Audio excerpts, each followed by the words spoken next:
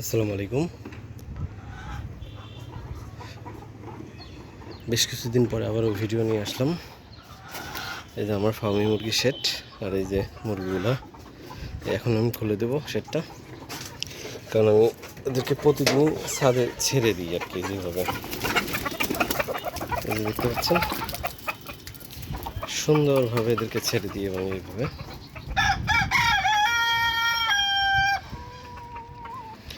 যেন ওরা এইভাবে খেতে পারে। দেখতে পাচ্ছেন, ছাদের চারপাশে যেন ওরা এভাবে দৌড়াইতে পারে, খেতে পারে। এই যে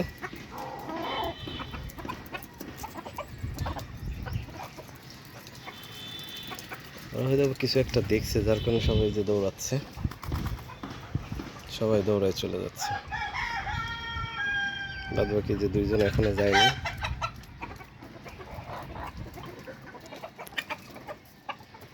যাবার বের হয়ে গেছে সবাই। আর আমি এখানটা পাহারা দিচ্ছি, কারণ আমার এখানে এই যে গাছ দেখতে পাচ্ছেন, আমার শশা গাছ, এরা শশা গাছের উপর আক্রমণ করবে, যার কারণে আমার এইখানে দাঁড়াতে হচ্ছে। এই যে কত সুন্দরভাবে এরা খেলতেছে, একদম খোলা ছাদ।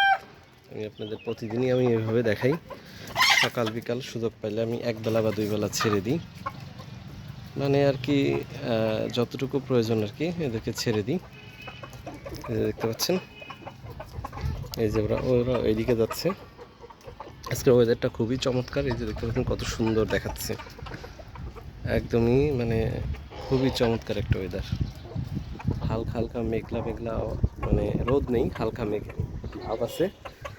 আর এই যে ওরা দেখছেন খাচ্ছে, কয়টা ডিম পারছে এটা দেখাইতে চাচ্ছি, কিন্তু আমি ভয় পাচ্ছি যে আমার এই গাছগুলো ওরা খেয়ে ফেলবে। মানে ভয়তে আর কি কোথাও যাচ্ছে না। এই মুরগিটা একটু সমস্যা মনে হচ্ছে কোনো একটা অসুবিধা হয়েছে। এই যে দেখতে পাচ্ছেন, এই যে খাওয়া শুরু দেখতে পাচ্ছেন। ওরা আসলে এইভাবে এই যে আমি সরছি, এই যে সরছি দেখতে পাচ্ছেন, এই যে সরলেই আর কি ওরা একদিক না একদিক খাওয়া শুরু করবে। দেখতে পাচ্ছেন, এইভাবে আর কি ওরা অত্যাচার করে। দেখতে পাচ্ছেন যে কতটা বেশি অত্যাচার করে। আর এই মুরগিটার একটু সমস্যা হয়েছে, এটা আমি সরাই ফেলবো, আজকেই সরাই ফেলবো। কারণ এই অসুস্থ মুরগিকে যত দ্রুত সরাবেন ততই এর জন্য নিরাপদ।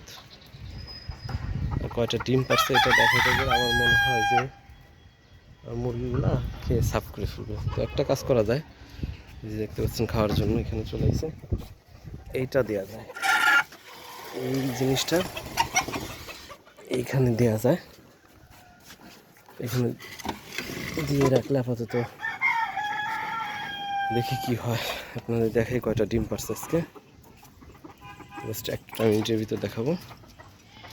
এই যে একটা,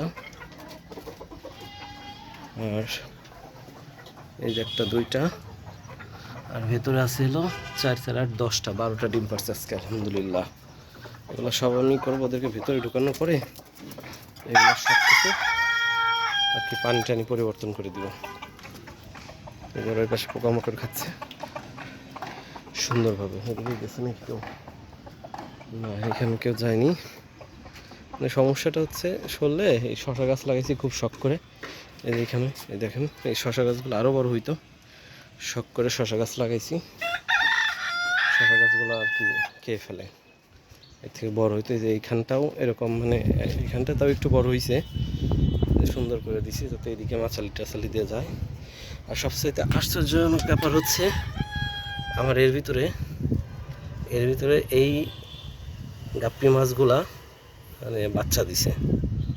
তো এটা আমি পরে একটা ভিডিও দেখাবো। তো এই হলো আজকের আপডেট। আমার 12টা ডিম পারছে 18টা মুরগির ভিতরে। তো একটা মুরগি অসুস্থ, আমি এটা আজকে সরাই ফেলবো।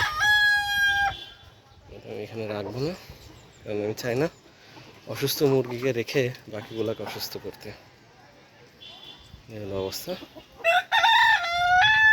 সবাই ভালো থাকবেন, আমার জন্য দোয়া করবেন, আর দয়া করে আমার চ্যানেলটা সাবস্ক্রাইব করবেন। এই যে দেখতে পাচ্ছেন ভালো সরাচ্ছে, কত বড় ফাজিল। তো সবাই ভালো থাকবেন, আল্লাহ হাফেজ।